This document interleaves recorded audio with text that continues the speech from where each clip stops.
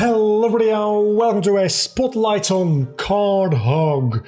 It's a very strange and interesting game. It is, you'll see, it is kind of a dungeon crawler game based on cards, which sounds like a weird combination, and to a certain extent it is, but you'll just have to bear with me as we go into the game. You've got a single player, and you've got a multiplayer. Obviously, I don't have anything with me, or anybody with me right now to do the multiplayer. And there's also workshop support, so that is always a good thing to see in any type of game. We're going to go for the single player. We're going to do a quick dungeon crawl, and we're going to do a flame escape, because those are the two game modes you have in single player anyway. Starting with the dungeon crawl, which seems to be the main type of gameplay. We've got a number of different characters. You start with the hog, and then you also have the soldier, the cowboy, the ninja, the Pygro, which is supposed to be pyro, but it's like a pig, so Pigro, it's probably Pigro. And then your hog, which I think is just a customized set or something like that. You can buy these with coins, which I just got right here. And I have not bought any of them, because this is literally the first time I'm able to buy one of them with 166 coins. So we're going to go with the default hog, because that's what you're going to start with when you buy the game. You've got the grid size down here, and the statistics will be kept for every single variation of the grid size you can do. You've got 3x3, 4x3 and 4x4. I would personally very much like to see this be a little bit more customizable, going from 3x3 maybe all the way to 5x5 or even like 7x7. Might be a little bit big, but it might like give a little bit more longevity to the game. I personally do like 4x4, but we're going to go 3x3 right now, because I think it's supposed to be slightly easier, even though I'm not entirely sure that it actually is. Let's start the game. Okay, so you can see here we are the middle card. We've got some cards surrounding us. We've got a... can you see my cursor? You cannot. Well, you're just going to have to pay attention to which card is highlighted. You've got this snake card here, which is an enemy. You've got a health potion here, which is a health potion. An empty spot, which is literally just an empty spot. A spider, which is another enemy. You can also right-click or hold and hover over things, and it will show you. So this is me. Don't step on the snake or you will get poisoned. We'll get into that in a moment. This is healing. This is literally just an empty spot. This is a web browser, a spider, just chilling on its web. It's an enemy which doesn't have any particular things going for it. And then we've got a cave. You can either find treasure or another monster in here. It's kind of like a dice roll as to what you're going to find. Then you've got coins, and that is about it. This is another empty space. What this is, that's the current deck. So that is everything that's going to enemies and weapons. Actually, I haven't seen this before, but I guess this is all the cards you have seen so far. So there's a lot of cards in the game, as you can definitely see. Anyway, you move by using, you can either click or you can use the arrow keys. I like to use the arrow keys. So right now, just for demonstration purpose, I'm going to do something that you should never do. And that is not use the sword on the snake. I'm going to use the sword on the spider to show you, yeah, weapons do disappear. Then you can also still attack enemies by walking into them, which will deal their amount of HP to you as damage. And in the case of the snake, you'll also get poisoned. So let's kill this one in the same way as well. We're a little bit low on HP right now, so let's go get that potion. We're a little bit high back on HP. We've got some new cards though. This one is a bat, which will dodge your first attack. We've got this, the fireball, strikes a random enemy for a lot of damage. And then we've got the trap, which will alternate turns, being safe and being not safe to step on. So I'm going to step on this right now because it's a safe turn to step on it. I'm going to collect some of these valuables, and let's just use the fireball right now, get rid of an enemy, and we can get rid of this trap as well. Sometimes if your sword is kind of broken, I think picking up a new sword actually stacks them on top of each other. I'm not entirely sure if it just replaces the sword though, it might. This is a slime enemy, classic enemy which splits on attack. It just leaves behind the coin or whatever was inside it. So right now we can attack the spider for 1 damage, because you can see in the bottom left corner of our card we have got 1 attack with our sword, which will do 1 damage. Then we can finish off the spider, taking 3 damage in the process. This is the basic gameplay loop of the game, and it's not going to get a lot more complicated or exciting than that.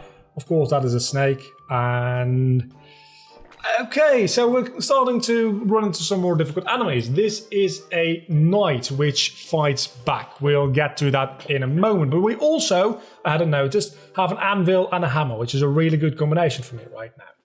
So hammer knocks enemies back. That doesn't really come into play that much in a 3x3 grid. But with 4x4, you can knock an enemy away so that it can't attack you back like with the knight. Right now, that's not very... Actually, we can... That's the wrong button. That's not the button I meant to use. Huh. So we're probably just going to die here because I messed that up really, really badly. I'm going to step on the trap. I need a weapon.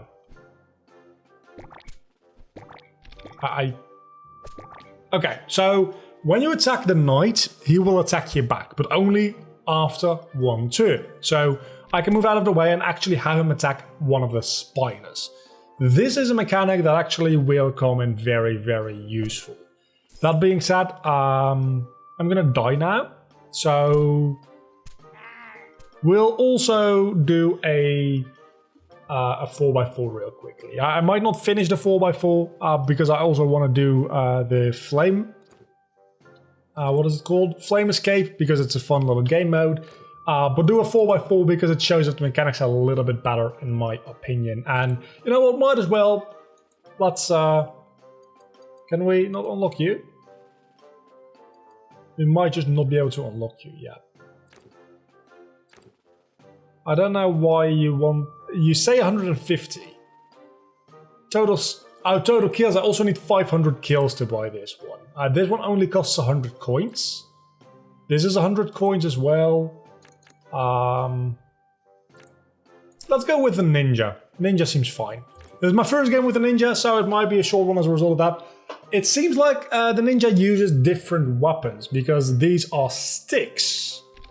So these are literally just replacement swords, I'm guessing. And yeah, you've also got these bunnies which will dodge. A lot of the enemies will actually dodge, and it's rather annoying, but it's not that big of a deal at the end of the day, I do suppose. I want to show you what the hammer does though, and I don't think the ninja will have the hammer, so that was a really bad thing on my part. Okay, we've got a mole. When you disturb a mole, he will attack you the next turn, but obviously you can do the same thing you did with sometimes with the knight, and that is redirect that attack to another enemy to take advantage of it, which is again gonna be a real important mechanic, I feel. I only have like half an hour in the game so far, so I'm not entirely sure as to... Okay, we've got a shuffle. This shuffle will actually allow us to dig up empty spaces and get some rewards for it. It's not a very good weapon. It will function as a weapon. It's not a very good one. You should rather use it to dig up treasures in empty spots. That's the use of empty spots. Is if you have a shovel, you can get stuff out of it. And I can't just take down the knight here. It's a bit of a risky move to play, but it's a move that I could play, and a move that I did, in fact, play. I want to show you the anvil, but in order to show you what the anvil does, you actually need to have a weapon that's not broken, but does have damage. Does that make sense? Alternatively, you can also just tap on it for some scrap metal, which you can use. Sometimes NPCs show up a little bit later in the game. I haven't been able to show you that because I've died so early on in the last game, and it takes a little while to get there anyway. Sometimes NPCs show up which will sell you upgrades to your weapons, making so that your weapons will do a little bit more damage for the rest of the game. Or maybe another enemy or another NPC that will sell you a card for money. Did I say money before? The blacksmith NPC will take your scraps, which is why you want those scraps out of sometimes just random like cards, sometimes the anvils can give them to you. You'll just have to play. It's pretty straightforward. So that all being said, let's go do a flame escape, because this is very fun. On the left hand side of the screen you'll see a very big fire. That's everything you need to know, really. There are some special cards in this one, like ropes, and you can actually... let's just go over there. You can move things about with those ropes. There's also a portal over on the left bottom side of the screen, which would let you teleport anywhere on the screen, which is a really, really good ability, obviously, to have. And those fire dudes, I don't know if they might show up later in the regular game as well. They seem to be potentially only in this game mode, which is very interesting. You don't want to be that close to the fire. Okay, let's do that again, because that didn't really show off what this game mode is all about. Hold on, well. Yeah, let's teleport over to this hammer. You switch places with the hammer, so I didn't actually get the hammer. But we can fix that by just getting the hammer this way.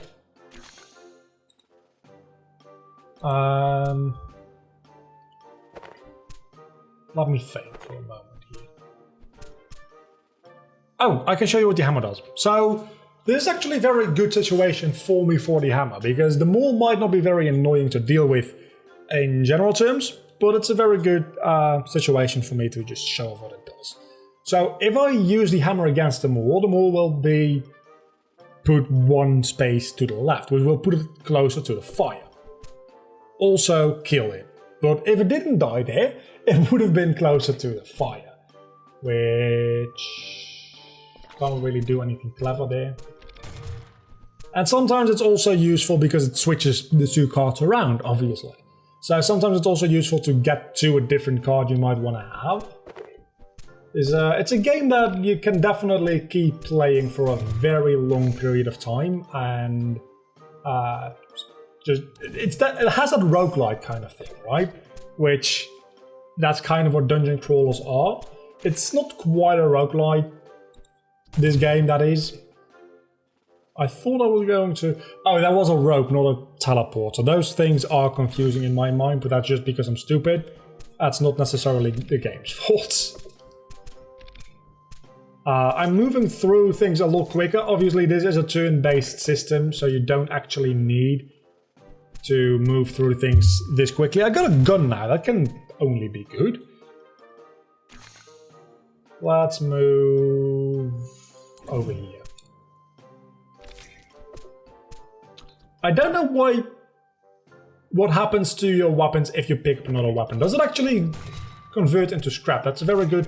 It does. Okay, so if you already have a weapon on you, and you pick up another weapon, it seems like it converts it into scrap. And the katana does exactly what you would assume it would do. It damages the enemy and you move past it. That's actually the first time I've seen a katana, believe it or not.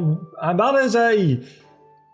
Probably should have checked out what that did, because I've literally not even seen this one before. I'm going to assume that things explode, and yeah, it does damage to me as well, which does not seem brilliant.